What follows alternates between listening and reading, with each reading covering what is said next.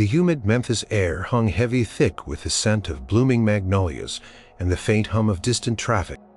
Sarah Jenkins gripped the worn steering wheel of her old sedan, a faded blue relic that had seen better days. Its engine coughed and sputtered a constant symphony of minor mechanical grievances. But it was hers. Her lifeline. Without it, her job as a home health aide visiting elderly clients across the sprawling city would be impossible. And without her job, there was nothing. She was already running late for Mrs. Gable, who relied on her for breakfast and morning medications. A bead of sweat trickled down Sarah's temple, not just from the heat, but from a knot of anxiety tightening in her stomach. The car payments, small as they were, had become an insurmountable mountain these past few months. Her late mother's medical bills had piled up, then the furnace had gone out. And then, well, life just kept throwing punches. She'd tried to call the finance company, tried to explain, but their tone was as cold and unyielding as the steel of her car's chassis. Sarah pulled into Mrs. Gable's driveway, the old car grumbling in protest before finally settling into a shaky idle. She grabbed her bag from the passenger seat, taking a deep breath, trying to push away the gnawing worry. Just get through today, one foot in front of the other. As she stepped out onto the cracked asphalt, a sleek, dark-colored tow truck glided silently up behind her. It was too new, too polished to be a regular service vehicle. Her heart hammered against her ribs. No, not now, not here. Two men, burly and expressionless, climbed out of the truck. One with a clip-pod tucked under his arm approached her. "Sarah Jenkins?" he asked, his voice flat, devoid of emotion. She nodded, unable to speak, her throat suddenly dry. "We're here to repossess this vehicle," he stated, his gaze flicking towards her blue sedan. "Count is in default. We've got the paperwork right here." Sarah felt the blood drain from her face. "No, please," she stammered, her voice barely a whisper. "You can't. I need it for my job. I'm trying to catch up. Just give me a little more time." The second man, silent until now, was already moving to the front of her car. Unhooking something, preparing the chains. It was happening too fast. A nightmare unfolding in broad daylight. "Ma'am, we tried to contact you multiple times," the first man said, not unkindly, but with a firmness that left no room for argument. "Our instructions are clear. We're just doing our job." Tears pricked at Sarah's eyes, hot and stinging. Humiliation washed over her, a bitter wave. She was standing in Mrs. Gable's driveway, a witness to her utter failure. The thought of Mrs. Gable looking out the window seeing this made her stomach churn. Her hands trembled as she clutched her bag. "Please," she pleaded again, desperation making her voice crack. "I'll get the money, I promise. Just let me make this visit. I can't leave, Mrs. Gable." The man paused, a flicker of something almost like sympathy in his eyes, but it vanished quickly. "Sorry, ma'am. Our orders are to secure the vehicle immediately." He gestured to his partner, who was already backing the tow truck up, aligning it with her car. The chains clinked cold and metallic. Sarah watched in horrified disbelief as the winch whirred slowly, lifting the front wheels of her sedan off the ground. The old car, her lifeline, hung there helpless. Its faded blue paint a stark contrast to the gleaming black of the tow truck. It looked like a wounded animal being dragged away. Each groan of the winch, each clank of the chains was a nail in the coffin of her hopes. She felt utterly exposed, defeated. The world seemed to shrink around her, leaving only the sight of her car being hoisted away. She had nothing left to say, no more pleas to offer. She simply stood there, rooted to the spot, tears finally spilling down her cheeks, hot tracks on her flushed skin. The smell of exhaust fumes mingled with the sweet magnolias, a cruel irony. A distant rumble of an engine caught her attention, not the tow trucks, but something else.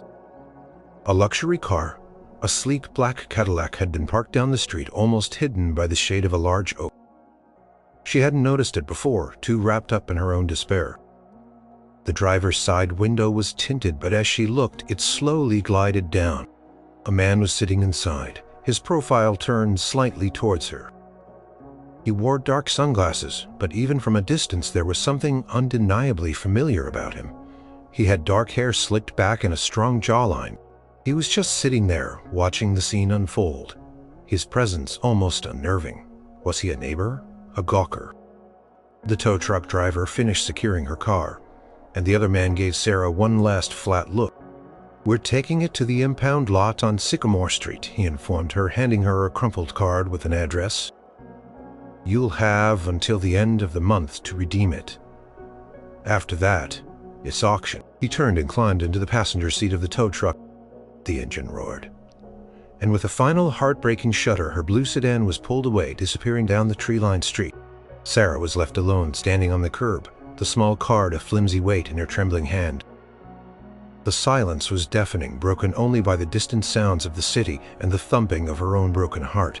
She closed her eyes, fighting the urge to sink to her knees. What was she going to do now? How would she work? How would she live? When she opened her eyes again, the black Cadillac was no longer down the street.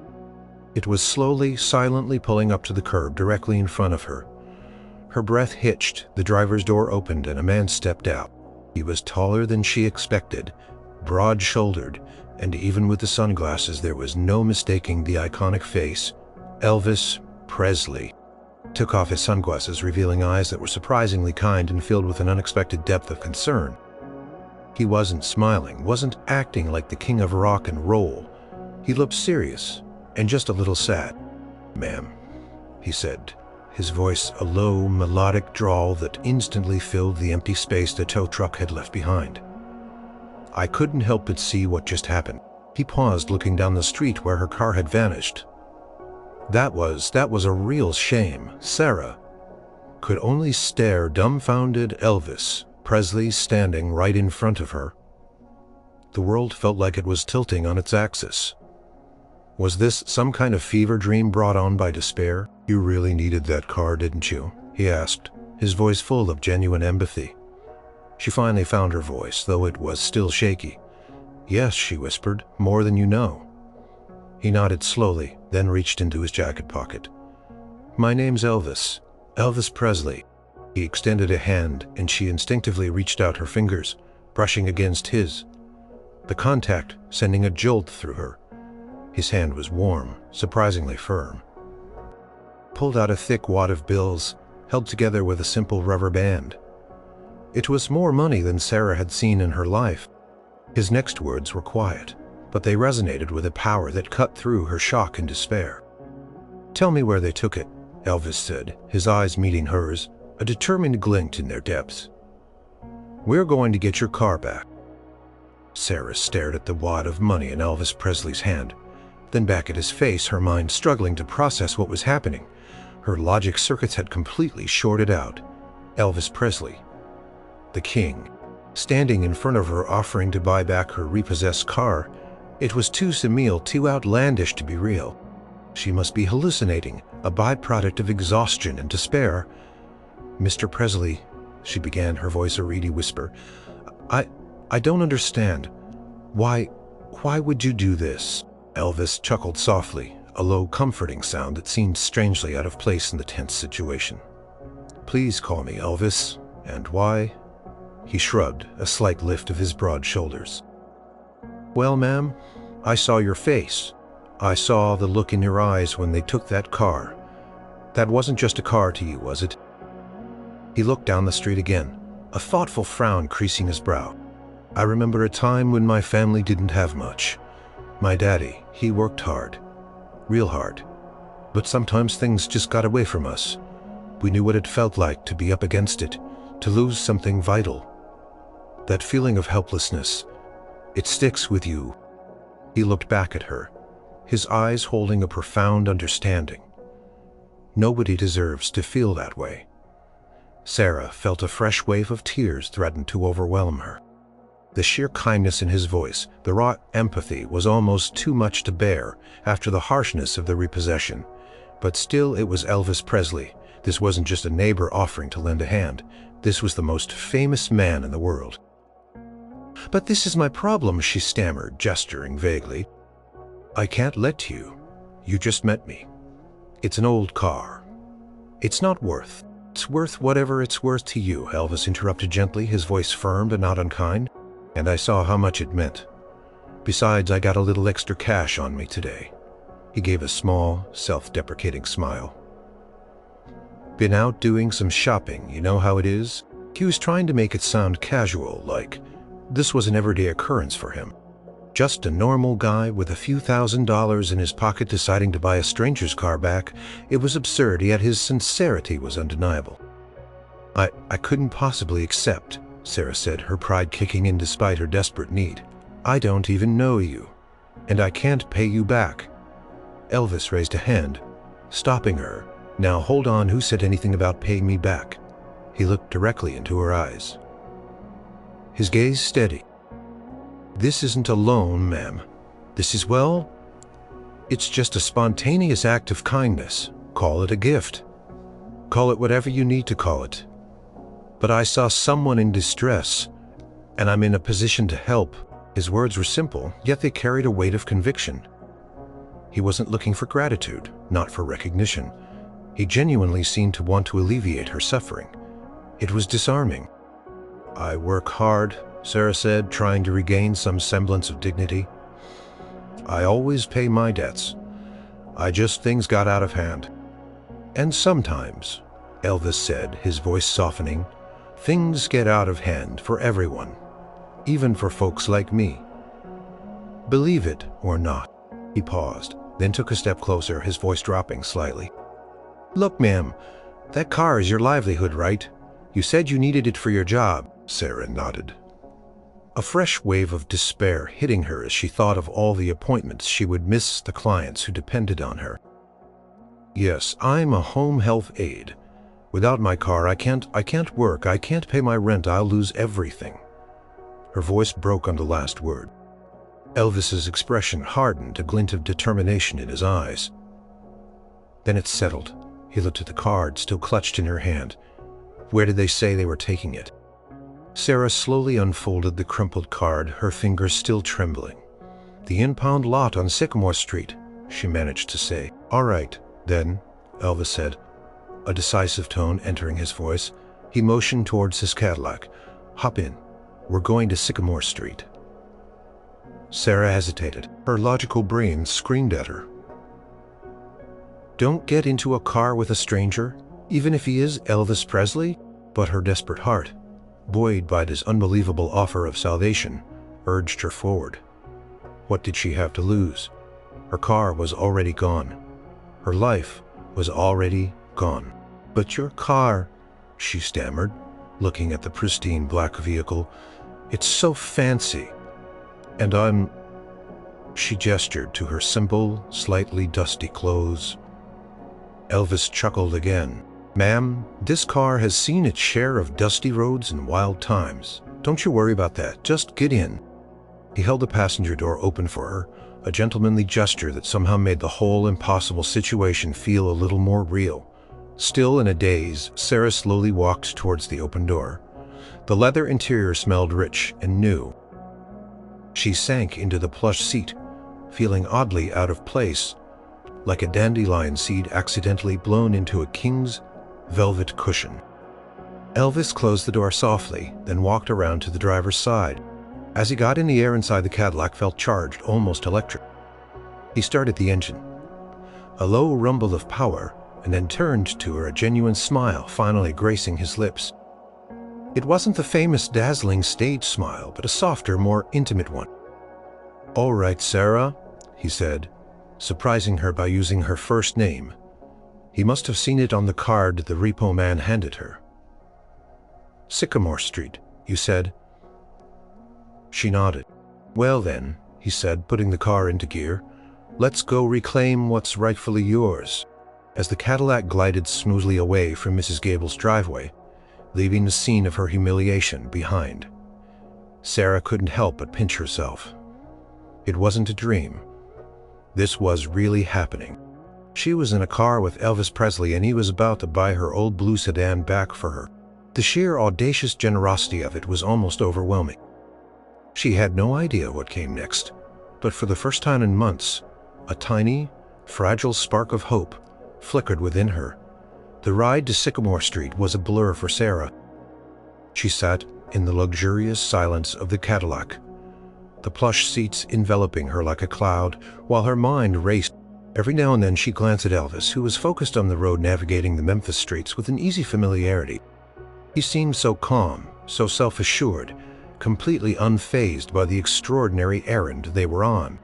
"It's a little hole-in-the-wall place," Sarah finally managed to say, her voice still a bit shaky. "The impound lot." "Not much to look at," Elvis just hummed in acknowledgement. "Don't you worry about that, we'll find it." The impound lot was exactly as Sarah described. A grim, chain-link, fenced yard, crammed with sad-looking confiscated vehicles. A small, cinder-block office building sat at the front, its single window barred, looking more like a prison than a business. A faded sign above the door read, "Memphis Vehicle, Recovery and Storage." Elvis pulled the Cadillac right up to the front door, the gleaming black car a stark contrast to the dusty, neglected surroundings. He cut the engine and the sudden silence felt heavy. "Ready?" he asked, turning to her, a reassuring glint in his eyes. Sarah took a deep breath. "As I'll ever be." They stepped out of the car. The humid air was even heavier here, smelling faintly of oil and rust. As they approached the office door, a scruffy man with a stained shirt and a pencil tucked behind his ear leapt up from behind the counter, clearly annoyed by the interruption. He had been hunched over a stack of paperwork. "Can I help you folks?" he grunted, not bothering to lift his head fully. "Yes, you can," Elvis said, his voice calm but authoritative. "We're here about a repossessed vehicle. Faded blue sedan license plate starts with JKL." He paused, looking at Sarah. "JKL 412, Sarah repeated. "Belongs to this lady right here, Elvis Sarah Jenkins." The man slowly straightened up, his eyes finally focusing on Elvis. His jaw dropped, the pencil clattered to the counter. "Well, I'll be Elvis," he stammered, his face turning a shade of pale green. Elvis offered a polite, almost imperceptible nod. "That's right now. About Ms. Jenkins's car. I understand it was just brought in. What's the process for getting it back immediately?" The man behind the counter, whose name tag read Earl, suddenly became much more attentive, almost obsequious. He fumbled with his paperwork. "Mr. Presley, sir? I didn't realize... Well, usually there's a waiting period and storage fees accrue, and then if it's not picked up, we auction it off." "I understand the usual process, Earl," Elvis said, his voice still even, but with an underlying tone that left no room for argument. "This is a special circumstance. Ms. Jenkins needs her vehicle back today, and I'm here to pay whatever is necessary to make that happen right now." He gestured to the thick wad of cash. Earl's eyes widened at the sight of the money. He cleared his throat. Right. Special circumstance, of course, Mr. Presley. Let me just look up the outstanding balance." He started typing furiously on an old clunky computer, his fingers tripping over the keys. Sarah stood beside Elvis, feeling like she was floating above the scene. She watched Earl, a man who had been so dismissive and rigid just moments ago, transform into a nervous, eager-to-please servant. Power of Elvis Presley's presence was simply astonishing. After what felt like an eternity, Earl pulled up the information. "Okay, Mr. Presley, the outstanding loan balance plus the towing fee and an administrative fee for the early release that comes to," he squinted at the screen, "to $147.50. Elvis didn't bat an eye, peeled off a stack of bills from the wad, not even counting, and laid them on the counter. It was clearly more than enough. "Here you go. And I'd like a receipt, please, stating the car is fully paid for and released to Ms. Sarah Jenkins." Earl snatched up the cash, his hand still trembling slightly. "Yes, sir. Immediately, sir. I'll get the release papers ready right now." practically sprinted to a back room, presumably to count the money and get the necessary forms. While Earl was gone, Elvis turned to Sarah, a soft smile on his face. See? No problem at all. Sarah's eyes were wide. Elvis, that's an incredible amount of money. You just gave it away. It's not giving it away when it helps someone get back on their feet, he corrected her gently. It's an investment in a good person's future. Besides, he added with a wink, it's just money. There's always more where that came from. Earl returned, clutching a receipt and a key. His face was still flushed with excitement and awe. Here you go. Ms. Jenkins, your car is free and clear. It's parked in row D, space 17, just beyond the green pickup truck. The keys are right here. He pushed the key across the counter. Sarah reached out her fingers, closing around the cold metal of her car key. It felt like holding pure gold.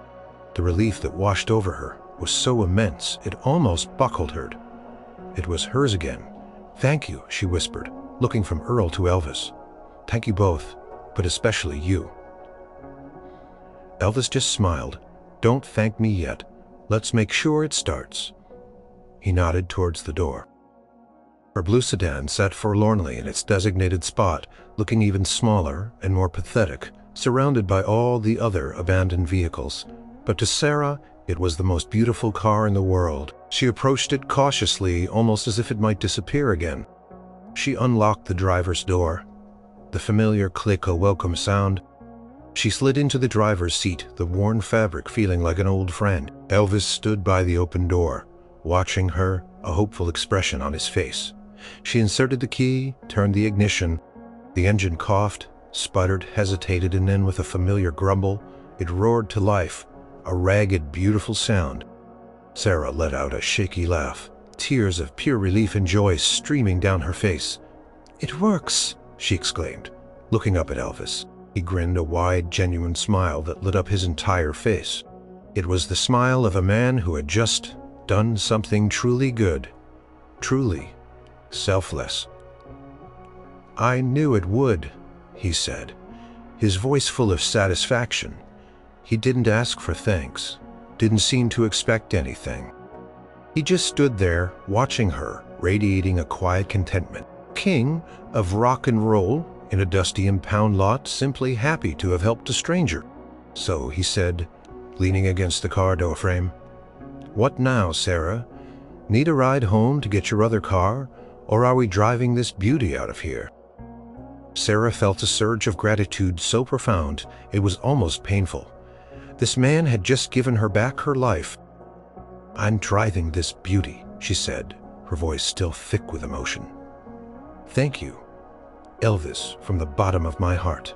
Thank you." He simply nodded, his eyes warm. "Don't mention it, darling. Just promise me you'll keep that old car running. It's got a lot of life left in it, just like you." Sarah drove her blue sedan out of the impound lot, Elvis's black Cadillac following closely behind. The familiar grind of her engine, the slight pull to the left when she braked, all the imperfections that had once irritated her, now felt like comforting signs of home. She gripped the steering wheel, her knuckles white, her emotions a jumbled mess of disbelief, overwhelming gratitude, and a profound sense of indebtedness. She glanced in her rearview mirror. The sleek, dark silhouette of the Cadillac was still there, a constant reminder of the extraordinary events that had just unfolded. She couldn't shake the feeling that she was in a dream. Elvis Presley, her car back. Where was she supposed to go? Her initial thought was to just drive straight home, crawl into bed, and try to make sense of it all. But Elvis was following her. Did he expect her to lead him somewhere to his house? To some grand repayment she couldn't possibly offer?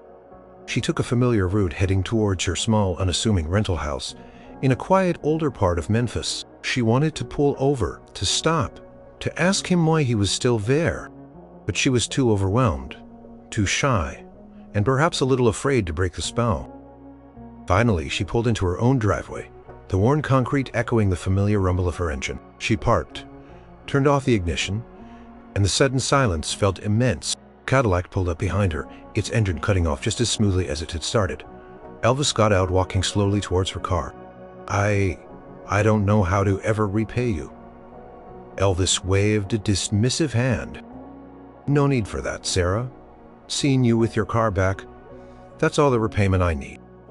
He leaned against the side of her car, his gaze sweeping over the faded paint, the small dents. "This old girl means a lot to you, doesn't she?" Sarah nodded, a bittersweet expression on her face. "She does. She was my mother's. She passed away last year. This car, it's one of the last things I have of hers. And it's the only way I can keep my job. I visit elderly clients. Mostly shot in, they depend on me." She looked down at her hands, embarrassed by the raw honesty.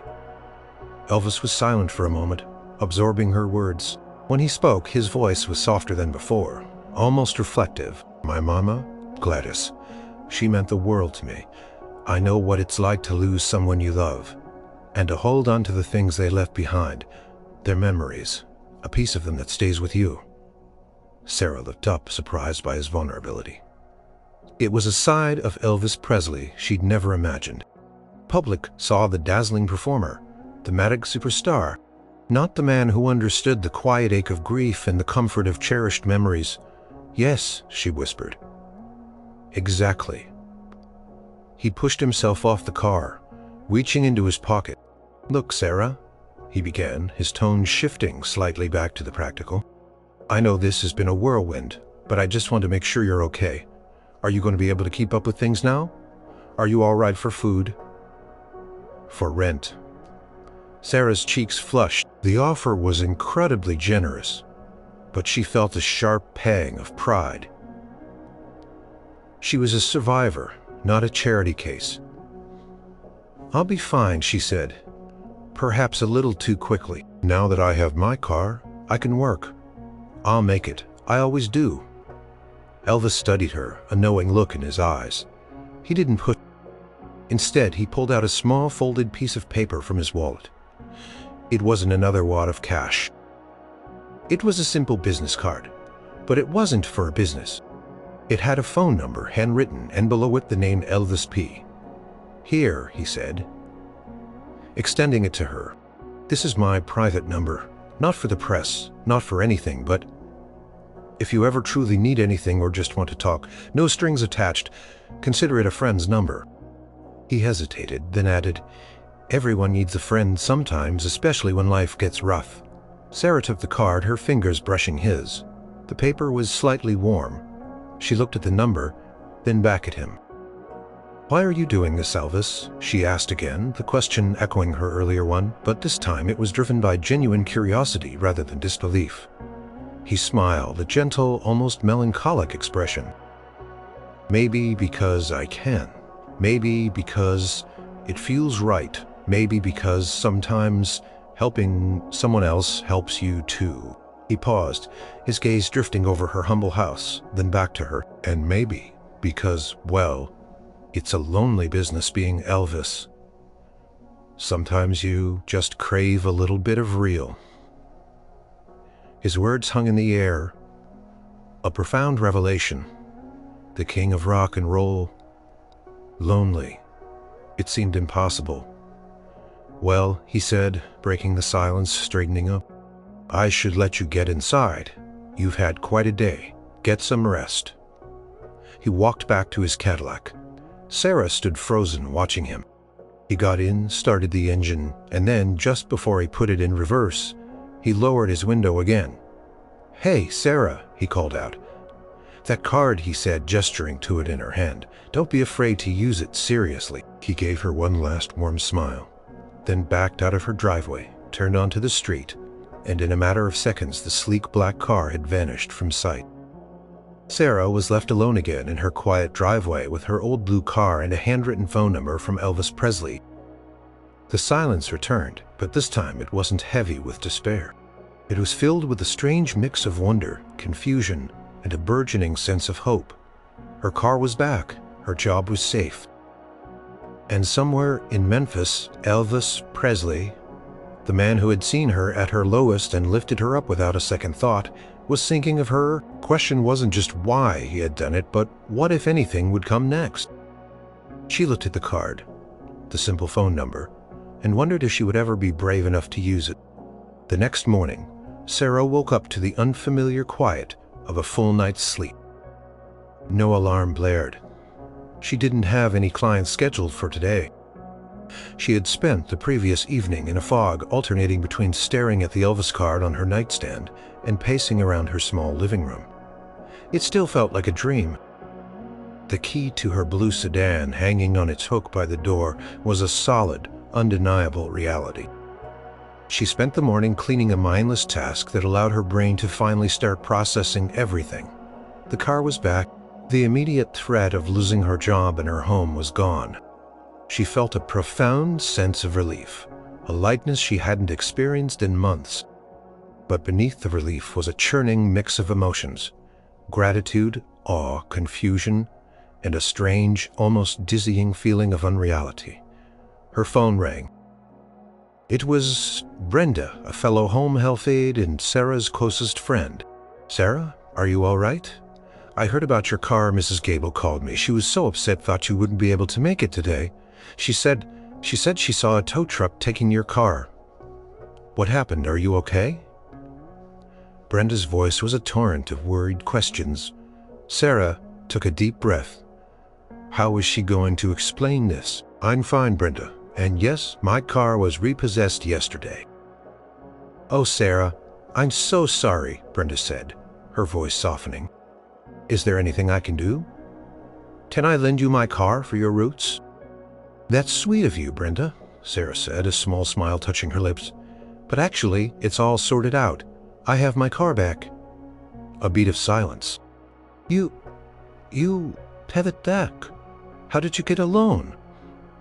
I thought you were so behind." This was it. Sarah decided to just tell the truth, no matter how unbelievable it sounded. "Well, you're not going to believe this, but Elvis Presley bought it back for me." Another long silence. Then Brenda burst out laughing. "Sarah, are you feeling all right? Are you delirious?" "Elvis Presley from Graceland. What kind of story are you making up now?" "No, Brenda, I'm serious," Sarah insisted, feeling a surge of exasperation and a touch of amusement. "He was just driving by. He saw the whole thing and he came over and offered to buy it back, and he did. He drove me to the impound lot himself and paid for it in cash." Brenda was still skeptical, but the laughter had died down. "You're serious? You actually met him, the king?" "Yes," Sarah said a little louder. "He was so kind, Brenda, so understanding. He didn't want anything in return, he just helped." She described the scene at the impound lot, the flustered Earl, the casual way Elvis peeled off the bills.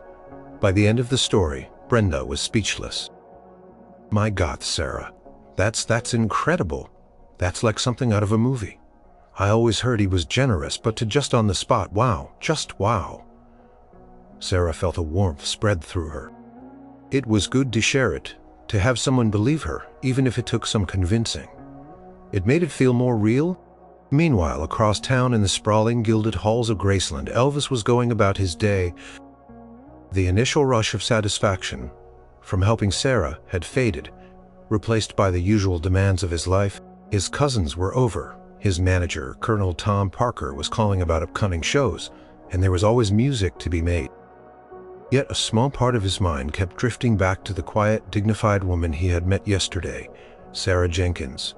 Her face etched with despair, then transformed by relief, her quiet gratitude, her proud insistence that she would make it even when everything was against her. He admired that spirit. He often did good deeds anonymously or through his various charities. It was his way of giving back, of staying grounded. But this one felt different. It was direct, personal.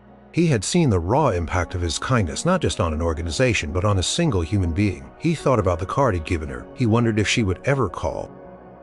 Most people, if given his private number, would either frame it, sell it, or call incessantly, with requests. Sarah didn't seem like that. She seemed real. Later that evening, after the last of his entourage had left and the house grew quiet, Elvis found himself pacing his living room. The grand piano stood silent, beckoning him, but he wasn't in the mood for music. He was restless. He thought about Sarah again, her humble house, the importance of that old car. He had seen the determination in her eye. He was surrounded by people who loved him, yes, but also by people who wanted things from him, who were caught up in the whirlwind of his fame. Sarah didn't seem to want anything other than her life back, and he had given that to her. He wondered if she was back to work today, driving that old blue car. He hoped she was back at her house. Sarah was looking at the card again. The simple handwriting, the number. "Don't be afraid to use it seriously," his voice echoed. "Thank you again, Elvis, for saving my life." It felt inadequate. And what if he had just been caught up in the moment, and now regretted giving her his number? What if she called and bothered him? He was Elvis Presley, after all. But the kindness in his eyes, the genuine concern she'd seen, was not something she could easily dismiss. He hadn't just given her money, he had given her hope, and a sliver of connection to a man who, despite all his fame, seemed to understand the quiet struggles of ordinary people. She picked up her phone, her thumb hovering over the dial pad, her heart hammered. It was a crazy idea, but then everything that had happened yesterday was crazy, and it had changed her life. She took a deep breath for anything. She just wanted to thank him properly, genuinely. Maybe, just maybe, let him know the depth of the impact he'd had. Her thumb moved. She dialed the number. The phone rang twice. Sarah's heart leaped into her throat. This was it. She half hoped he wouldn't answer, that she could hang up and pretend she hadn't been brave or foolish enough to try. But on the third ring, a voice, deep and familiar, answered. "Hello? It was him? Elvis? Hi." Sarah stammered, her voice a reedy whisper. Is that you? I'm glad you called." His voice was warm, genuinely pleased, not annoyed or dismissive, as she had feared. "Yes, it's me," she confirmed, feeling a blush creep up her neck. "I hope I'm not disturbing you. I wanted to call and properly thank you for everything, for the car, for giving me back my life." Elvis chuckled softly. "No disturbance at all, Sarah. I'd been wondering if you were going to call. And you don't have to thank me. I meant what I said. It was just a small thing. A small thing. Elvis, you paid over $2,000 for my old car on the spot to a complete stranger. That's not a small thing. That's monumental. You saved my job, my home, everything." "Well, you clearly needed it," he said simply, his voice gentle. "And like I said, I saw you. I saw how much it meant. Any decent person would have done the same." Sarah had to smile at that. "With all due respect, Elvis, most decent people don't have that kind of money to just give away. And most certainly don't stop their day to do it for a stranger." He laughed, then a full, genuine laugh. "All right, you got me there. Maybe not most, but it felt right. You struck me as a good person, Sarah, and you had a look in your eyes that reminded me of hard times I've known." His honesty was disarming. She felt herself relax slightly, the tension easing from her shoulders. "Well, you were right about the hard times," she admitted, "but you definitely helped turn things around." "Good. That's what I hoped," he said. There was a brief silence. Then Elvis spoke again, his tone a little more thoughtful. "So are you back to work today?" "Yes, back to work," Sarah confirmed. "And she's purring like a kitten. Thank you again." "That's good to hear," he said. Another pause. Sarah wondered if this was the end of the conversation. She had said her thanks. He had acknowledged them.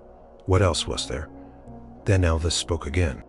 "You know, Sarah, I'm glad you called. It's nice to hear from someone who isn't asking for something or wanting to talk about records and movies all the time. He sounded a little weary when he said that. It gets pretty lonesome up here? Sarah's heart went out to him. Lonely, the most famous man in the world, and he felt lonely. I can imagine, she said softly. I guess fame has its own kind of cage. That's a good way to put it, he agreed. A golden cage, maybe, but a cage nonetheless. Look, Sarah, I was wondering, would you be open to, perhaps, meeting up sometime? Not for any grand occasion.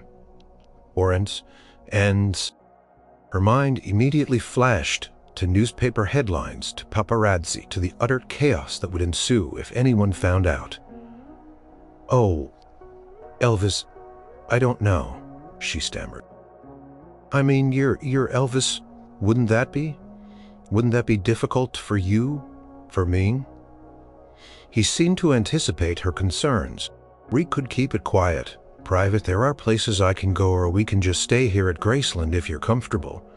I have private spaces where no one would bother us. I genuinely enjoyed our conversation yesterday, and I feel like there's more to you than just the lady whose car got repossessed. And you've seen a side of me most folks don't get to. I reckon we're even on that front. His gentle persistence, the genuine desire for connection in his voice, slowly chipped away at her hesitation. He wasn't asking for anything, just offering conversation. And the truth was, after months of hardship and isolation, a real, honest conversation with someone who saw her as more than her problems, even if that person was Elvis Presley, sounded incredibly appealing. I suppose so, Sarah said slowly, still a little stunned by the invitation, if it could be truly private. Absolutely, Elvis confirmed, relief evident in his voice. I promise you that. No fuss, no fanfare, just two people talking. Okay, Sarah said, a small thrill starting to replace her apprehension. Okay then, I'd like that, Elvis. Wonderful. He sounded genuinely pleased. How about tomorrow afternoon? Say, around 2 o'clock I can send someone to pick you up, or you can drive your blue sedan over, whatever you're comfortable with. I'll drive, Sarah said immediately, a sudden surge of pride in her old car. I think she deserves the trip. Elvis laughed again. I think she does. 2 o'clock. Tomorrow, Graceland. Just pull up to the main gate, tell them you're here to see me, and they'll direct you to the private entrance. Don't you worry about a thing. Okay, Sarah said, a smile finally breaking through. Thank you, Elvis, for everything. My pleasure, Sarah, my true pleasure, he said, his voice warm. I'll see you tomorrow. He hung up. Sarah slowly lowered the phone from her ear. She was going to Graceland to have a private conversation with Elvis Presley. The king had called her and invited her to his home. Her life, which had felt like it was ending just yesterday, was now taking the most unexpected, unbelievable turn. She looked at her reflection in the darkened phone screen. She was still Sarah Jenkins, a home health aide struggling to make ends meet, but she was also something more now. She was a woman who had been touched by an extraordinary act of kindness, and perhaps was about to step into an extraordinary friendship. The next day, Sarah found herself polishing her blue sedan until it gleamed, or at least until its faded blue paint looked a little less dull. She chose her best, most comfortable clothes, a simple, well-fitting skirt and a crisp blouse. She wanted to look presentable, respectful, but still herself. No point trying to be someone she wasn't. Her stomach fluttered with a mix of nerves and excitement as she drove towards Graceland. The famous gates, adorned with musical notes, loomed in front of her. Tourists milled around, taking pictures, their faces filled with awe. Sarah felt a strange duality. She was one of them. A fan in a way, yet she was also about to enter a world they could only dream of. She pulled up to the gate. A security guard, a burly man with a kind face, stepped forward. "Can I help you, ma'am?" "Yes," Sarah said, her voice a little shaky. "I'm Sarah Jenkins. I have an appointment with Mr. Presley." The guard's eyebrows raised slightly, a flicker of surprise in his eyes, but he quickly regained his professional composure. "Right this way, ma'am. Follow me." He motioned for her to follow a discreet, less obvious driveway that wound around the side of the property away from the main tourist entrance. She followed the Cadillac through a series of turns until they reached a smaller, more secluded entrance to the house itself. Another guard was waiting. He waved her through and she pulled into a small private parking area tucked away from public view. As she stepped out of her car, the grandeur of Graceland truly hit her. It wasn't just a house. It was an estate, manicured lawns, towering trees, and the impressive white-columned mansion itself. It felt like stepping into another world, a world of unimaginable wealth and fame. A moment later, a side door opened and Elvis stepped out. He wasn't in a flashy jumpsuit or a sequin shirt. He was wearing dark slacks, a simple, open-collared shirt, and a sport coat. He looked relaxed, approachable, almost normal. He was smiling, a genuine warm smile that immediately put her at ease. "Sarah," he said, his voice carrying clearly in the quiet air. "Glad you made it, and look at that old car. She's sparkling." "I tried," Sarah said, a nervous laugh escaping her. "Couldn't let her disgrace Graceland." Elvis chuckled. "Nonsense. She's got character. Come on in." He gestured to the door. He led her through a surprisingly quiet hallway, then into a spacious, beautifully decorated living room. It was opulent with velvet furniture, ornate lamps, and a grand piano in the corner. But it also felt lived-in, comfortable, with books scattered on tables, and a faint scent of pipe, tobacco, and something sweet like magnolias. "Make yourself comfortable," Elvis said, waving to a large sofa. "Can I get you anything? Coffee? Tea? A soda?" "Coffee would be lovely." "Thank you," Sarah said, sinking into the soft cushions. Elvis nodded and disappeared for a moment, returning with 2 steaming mugs. He handed one to her, then settled into an armchair opposite her, his long legs stretched out. "So," he began, taking a sip of his coffee, "how's life treating you now that you're back on 4 wheels?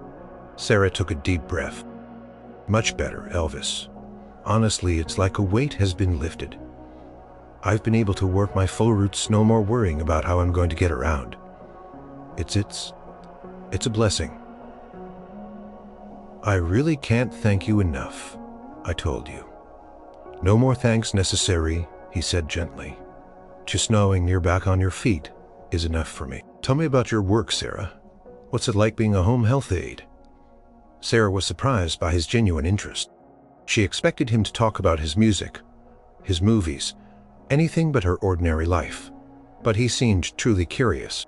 She found herself opening up, telling him about Mrs. Gable, about Mr. Henderson, who loved to talk about old baseball games, about the small joys and challenges of caring for people in their homes. She talked about the importance of companionship, of dignity, of being there for people when they had nobody else. Elvis listened intently, his gaze fixed on her, occasionally nodding or asking a thoughtful question. He wasn't just being polite. He was engaged then. It was her turn. "What about you, Elvis?" she asked.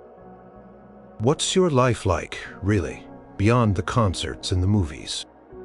He leaned back in his chair, a wistful expression on his face. "To have a conversation where people aren't trying to get something from you, or just staring at you like you're some kind of exhibit." He looked at her, a frankness in his eyes that was disarming.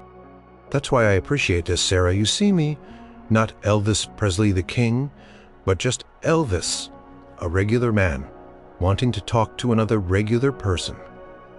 Sarah nodded, a pang of understanding in her chest. She had heard stories about the isolation of fame, but to hear it from him so openly was different. "I think I understand," she said softly. "It sounds lonely." "It can be," he admitted, taking another sip of coffee. "Very lonely. Most people don't get that. They think fame solves everything, but it just gives you a different set of problems." He smiled wryly. "Though I'd be lying if I said it wasn't mostly a blessing. I've been incredibly fortunate." They talked for what felt like hours, about their families, their dreams, their disappointments.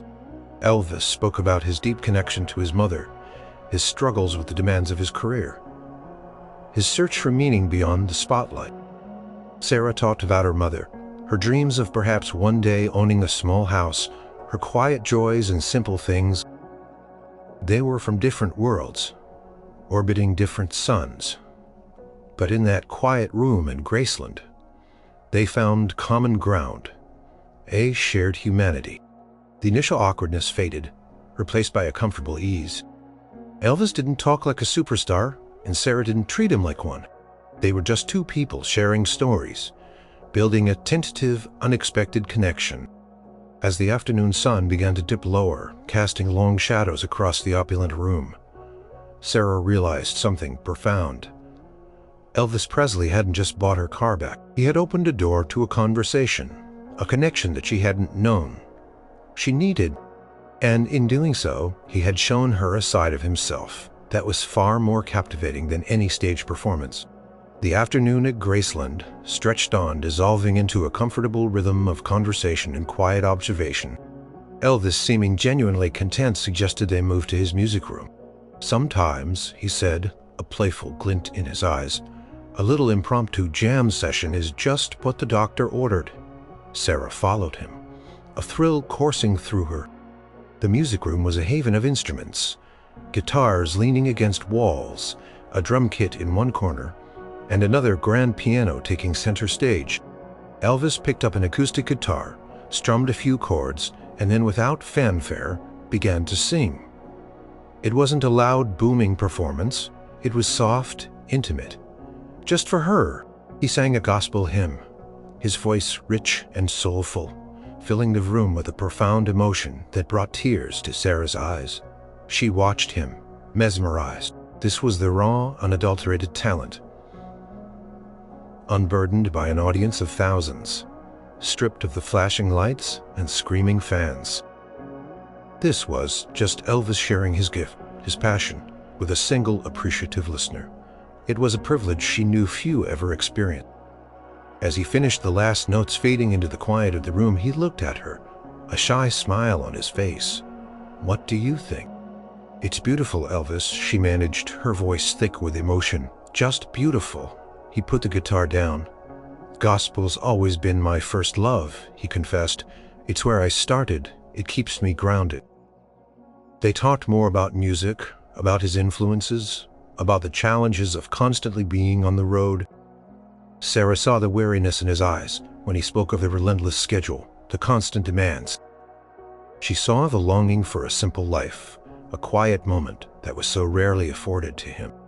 Later, he showed her around parts of Graceland that tourists never saw. His private office, filled with books and personal mementos, the kitchen where a cook was preparing dinner and offered them fresh-baked cookies. Even his wardrobe, a surprisingly organized chaos of flashy stage outfits and everyday clothes. He seemed to want her to see it all, to understand the reality of his existence. "It's a lot, isn't it?" he said, gesturing around a room filled with awards and gold records. "All of this, it's more than a man could ever dream of," he sighed. "But sometimes it feels like it's not really mine, like I'm just a caretaker. And the real me, he gets lost in all the noise." Sarah felt a pang of deep sympathy. "It must be hard," she said softly, "to be so loved, so famous, and yet feel so separate." "That's it exactly. Separate. Like I'm living in a fishbowl, everyone looking in, but nobody really seeing me." He turned to her, his expression earnest. "You see me, Sarah, you really do. And that's worth more than all the gold records in this room." Her heart swelled at his words. It was a profound compliment, a raw confession, from a man who rarely got to be truly seen. As the evening approached, Elvis invited her to stay for a casual dinner. She hesitated, thinking of her own humble home.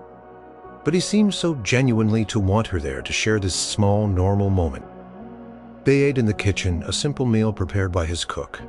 It felt like a family dinner. Elvis was relaxed, joking with the staff, asking Sarah about her favorite foods, sharing stories from his childhood. Sarah found herself laughing easily, feeling completely comfortable in this surreal environment. During dinner, Elvis brought up his concerns about fame again, but this time it was more specific. "Colonel," he said, referring to his manager. "He means well, I suppose. But sometimes I feel like I'm just a product to him, always on, always performing. There's no room to just breathe." He leaned forward, his voice dropping. "And the pressure, Sarah, to always be Elvis, to never disappoint. Sometimes I just want to disappear for a while. Be a regular person again." He looked genuinely tired when he said that, a shadow crossing his famous face. It was a vulnerability that struck Sarah deeply. She saw the man, not the myth, struggling with the weight of his own creation. "I think everyone needs to breathe, Elvis," she said gently. "And everyone needs to just be themselves sometimes, no matter who they are." He gave her a grateful look. "You get it, don't you? You really do." As the night wore on, the casual dinner turned into an extended conversation about life, purpose, and the search for authentic connection. Sarah shared her own anxieties about the future, her quiet longing for stability and a sense of belonging. Elvis listened as intently to her as she had to him, offering thoughtful advice, never once making her feel insignificant, despite their vastly different circumstances. When it was time for Sarah to leave, it felt strange, almost sad, to break the spell. Elvis walked her to her car. The night air was cool and filled with the chirping of crickets. "Thank you, Elvis," Sarah said genuinely, "for everything, for today, for being so real." He smiled, a gentle, knowing smile. "Thank you, Sarah, for being here. For being you, it means more than you know." He hesitated, then added, "Don't be a stranger, all right? Call me whenever you want, and let's do this again soon." Sarah nodded, a warmth spreading through her. She got into her blue sedan, started the engine, and waved goodbye. As she drove away from Graceland, leaving the mansion glittering softly in the moonlight, she knew her life had changed irrevocably. She had glimpsed behind the veil of fame and found not just a legend, but a kind, lonely man searching for a genuine connection. And in him she had found an unexpected, profound friend.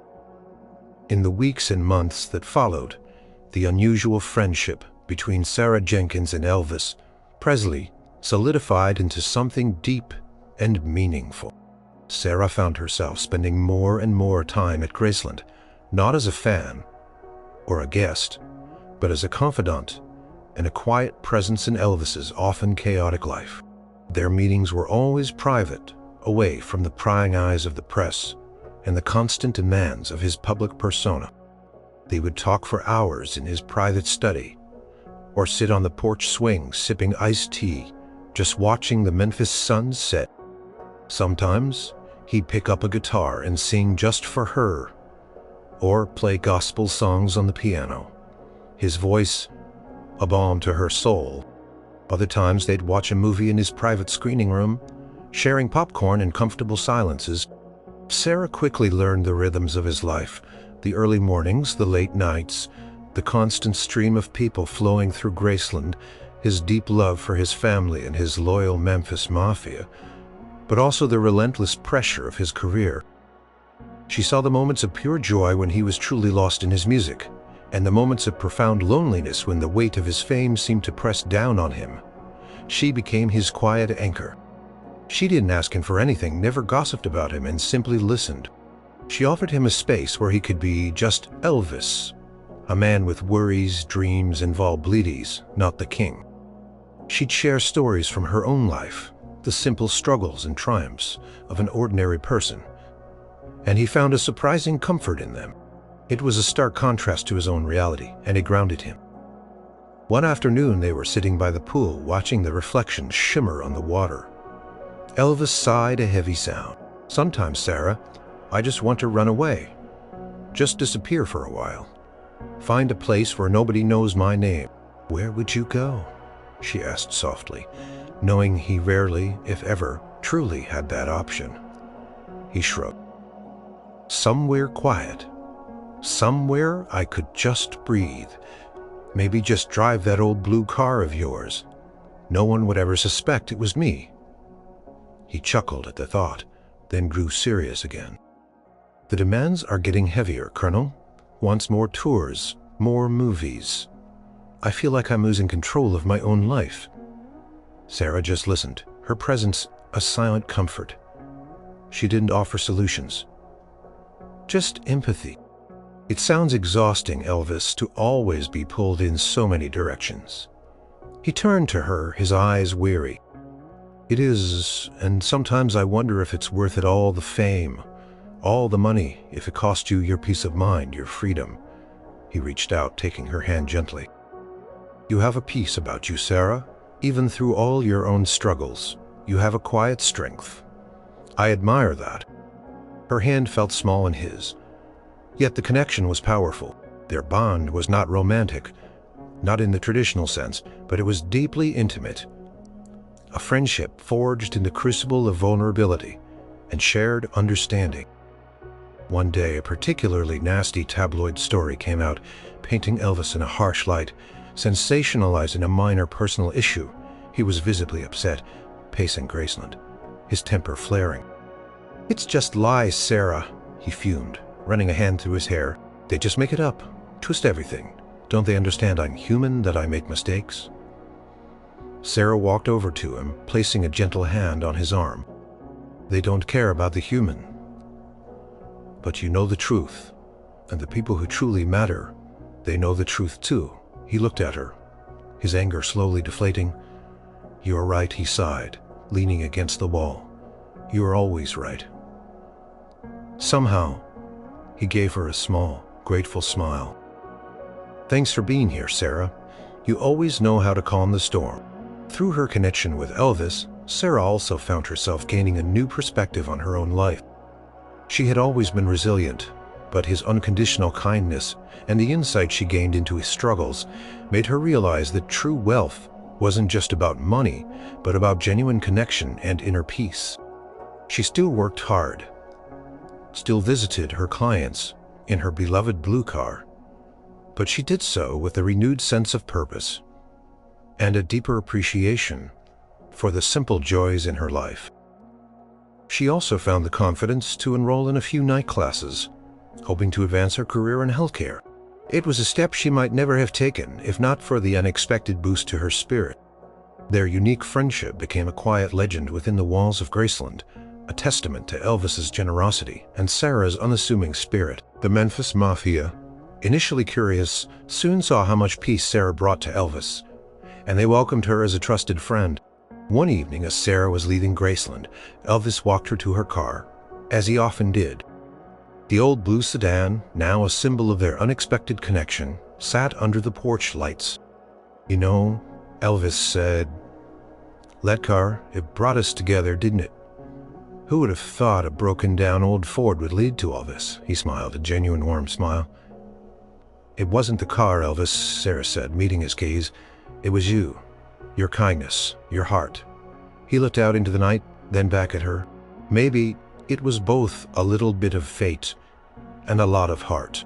Paused, then added, his voice soft. I'm glad I saw you that day, Sarah. You've made a difference to me, more than you know. Sarah's eyes welled up. You too, Elvis, you truly have, more than you could ever imagine. They stood there for a moment, bathed in the soft glow of the porch lights. Two souls from vastly different worlds, bound by an extraordinary act of kindness that had blossomed into a profound, enduring friendship. Years passed, and the quiet, extraordinary friendship between Elvis Presley and Sarah Jenkins continued to flourish. Sarah remained a steady, comforting presence in Elvis's life, a sanctuary from the relentless pressures of fame. She never asked for favors, never sought publicity, and treated him with the same genuine respect she would anyone else. In turn, Elvis never forgot the woman he'd helped that day, the one who saw beyond the legend to the man. Sarah continued her work as a home health aide, her blue sedan faithfully carrying her through the streets of Memphis. It was still her most treasured possession. A constant, tangible reminder of the day her life turned around. She had even taken to giving it a little pat on the dashboard sometimes, a silent thank you for bringing her such an unlikely friendship. Her night classes paid off, and she earned a certification that allowed her to take on more specialized clients. Improving her financial stability, she eventually moved into a small house she could finally call her own. A modest but cozy place she loved. she never forgot the feeling of desperation, and it fueled her quiet determination to help others and live a life of integrity. Elvis, despite his mounting career pressures and personal struggles, always made time for Sarah. Their conversations remained a grounding force for him. She was the one he could call in the middle of the night when the loneliness or the demands became too much. She was the one who could offer a simple, clear perspective on things untainted by the complex world of celebrity. She saw him through triumphs and heartbreaks, always offering a steady, non-judgmental ear. He often reflected on that day in Mrs. Gable's driveway. It had started as a spontaneous act of empathy, a flicker of recognition for a struggle he knew too well, but it had blossomed into something far more significant than a simple financial transaction. It had brought a genuine, unwavering friendship into his life, a rarity in his isolated existence. One crisp autumn afternoon, Sarah was at Graceland. Elvis had been feeling particularly overwhelmed lately with a grueling recording schedule and upcoming shows. They were sitting in his favorite quiet nook, a small sunroom overlooking the backyard. Sometimes, Elvis confessed, his voice tired, I wish I could just rewind time, go back to when things were simpler. Before all of this, he gestured vaguely at the grand estate around them. Sarah took his hand, squeezing it gently. Simpler isn't always better, Elvis. And you've done so much good with all of this. Not just your music, but the quiet things, like what you did for me. He looked at her, a soft smile on his face. You're right. You always have a way of putting things into perspective. He paused. You know, Sarah, that day I bought your car back, it was one of the best decisions I ever made. Not because of the car, but because it brought you into my life. Sarah's eyes welled up. And you, Elvis, you brought light back into mine. You truly saved me. Not just financially, but you reminded me that there's still goodness in the world, and that even when things seem hopeless, there can be a new beginning. He nodded, a thoughtful expression on his face. A new beginning. Yeah. Their friendship was a testament to the unexpected power of kindness. It was a private connection that transcended their vastly different worlds, rooted in a moment of vulnerability and genuine human compassion. It proved that true generosity was not just about money, but about seeing another person's struggle and reaching out with an open heart. As the years went on, their bond remained strong, a constant comforting presence for both of them. Sarah's blue sedan continued to run, a steadfast symbol of the day. Her life changed. Every time she turned the key or caught a glimpse of its faded blue paint, she remembered the despair, the unexpected appearance of the black Cadillac, the unbelievably generous man who had stepped out of it, and the friendship that had grown from that single spontaneous act. Elvis in turn carried Sarah's quiet strength and genuine spirit with him, a reminder of the realness he craved and the power of simple human connection. He knew that amidst all the adulation and the demands of being the king, he had found something truly precious, a bond built on authenticity and a shared understanding of life's quiet struggles. The story of Elvis Presley and the repossessed car was never widely known, remaining a beautiful private chapter in their lives. It was not a tale for the tabloids or the concert halls, but a heartwarming secret whispered between two unlikely friends. Powerful reminder that sometimes the greatest acts of kindness lead to the most profound and unexpected connections, forever touching lives in ways no one could have predicted. And that truly was a song worth singing.